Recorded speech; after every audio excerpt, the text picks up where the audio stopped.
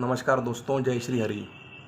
दोस्तों, श्रीमद् भागवत पुराण की कथा हम जगह जगह सुनते हैं और जगह जगह होती हैं, अच्छी बात है, बिल्कुल। बट दोस्तों, कई बार कुछ कथावाचक उसमें सही ज्ञान नहीं बांटते।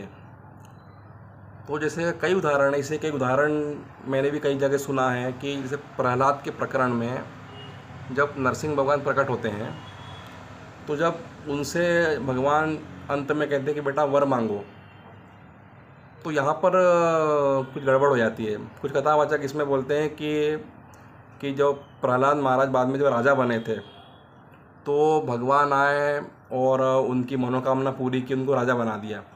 कि तो फिर उसका संदेश क्या देते हैं वो कथावाचक कि देखो, भगवान की भक्ति करने से राज्य मिला प्रहलाद को, तो भगवान की भक्ति करो, राज्य मिल जाएगा। तो ये गलत संदेश, इस यहाँ पर क्या चूक हुई, यहाँ पर संदेश गलत गया। जो सुश्रोता लोग हैं उन संदेश क्या गया कि भगवान आए और प्रहलाद जी ने ये कामना करी होगी कि राज्य मिल जाए, तो राज्य मिल गया। पर दोस्तों, असलियत इससे कुछ और है। अब भागवत, स्वयं भागवत पढ़िए, उसमें लिखा है ठीक इसके उल्टा असलियत है कि भगवान ने वरदान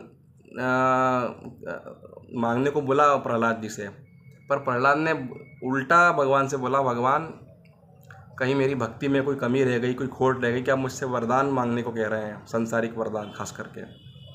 तो वहाँ पर उनने कामना और वर मांगने को लेकर काफ़ी, प्रहलाद जी ने काफ़ी उसकी निंदा करी कि वरदान मांगना है, फिर कामना जो होती है संसारिक कामना, वो कितना जीव को कितना विनाश की तरफ ले जाती है। काफ़ी उसमें काफ़ी हानि है कामना करने से। हाँ, भक्ति करते करते भगवान जो प्रसाद के रूप में दें, तो वो स्वीकार करें तो अलग बात है। और यही चीज़ प्रहलाद के प्रकरण में हुई थी।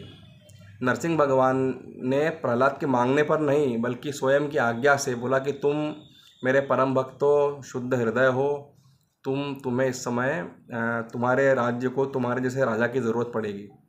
तुम सच्चरित्र और चरित्रवान भगवान मेरे भक्त हो, तो तुम शासन करो। कई वर्ष तक फिर प्रहलाद जी ने शासन किया था, राज्य किया था, पर भगवान की आज्ञा से। उनको ज़बरदस्ती आज्ञा दी कि तुम राज्य करो, प्रहलाद जी की इच्छा नहीं थी, पर भगवान की आज्ञा मान के, उनकी कृपा या फिर उनकी आज्ञा, आदेश मान के, उनका प्रसाद मान के उनने राज्य स्वीकार किया, फिर राज्य किया। मन में उनके कोई आसक्ति नहीं थी राज्य को लेकर, पर फिर भगवान का आदेश मान कर उन्होंने राज्य किया। तो इसी तरह से कुछ भ्रांतियाँ होती हैं जो सही कथावाचक सही से बताते नहीं हैं। पर आप स्वयं भागवत पढ़ें, नमस्कार करें संतों को, गुरुओं को, और उसका ज्ञान ग्रहण करें, तो आपको बातें समझ में आएंगी। इसी तरह और भी कई बातें मैं आपको